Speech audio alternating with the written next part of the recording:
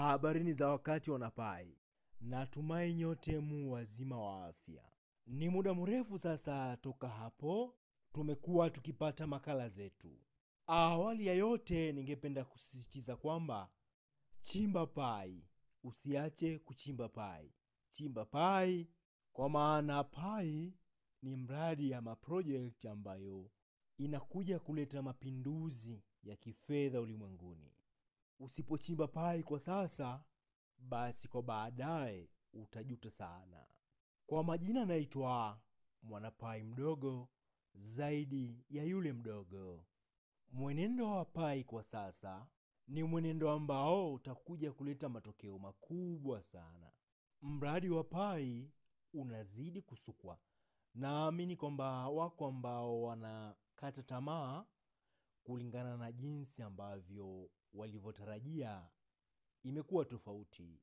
Ningependa nikutoe hofu kuwa jambo lolote kubwa nalo huchukua muda kidogo.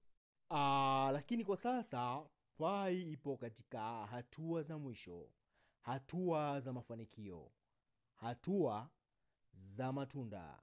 Hakuna kitu kibaya katika maisha kama kukata tamaa, hususan mafanikio hayo yanapokaribia kuwadia.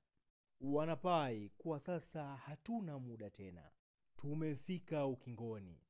Tumefika wakati wa kuonja matunda yetu, ambayo wengi wamekuwa wakiyasubiria kwa hamu kubwa. Labda ningependa kusisitiza jambo moja. Ningependa kusisitiza juu ya yale maneno yetu ya siri, ili isije ikafika wakati tukaanza kutoa vilio baada ya kushangilia mafanikio tuliyokuwa tukiyasubiria kwa kipindi kirefu. Naomba nikukumbushe kwamba kwa yule ambaye ni mgeni katika chaneli hii, basi tafadhali bonyeza alama ya kitufe chekundu kilichoandikwa neno subscribe, na kisha itatokea alama ya kengele, nayo utaibonyeza pia. Kwa kufanya hivyo utakuwa tayari mwanachama wetu na kupata makala zetu kila pindi zitokapo. Kwa elimu zaidi juu ya pai, usiache kutufuatilia hapa.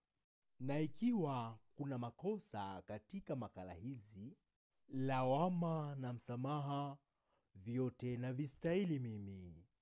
Jambo la mwisho ambalo ningependa mpende kujizoeza: tafadhali tusiyakwepe maarifa, tusikwepe taarifa, na tujifunze pia kuchuja taarifa, kwa maana sio kila taarifa ni taarifa njema, na sio kila taarifa ni taarifa mbaya.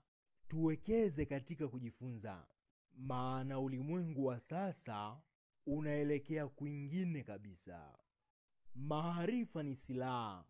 Zingatia kuyakuza maarifa yako.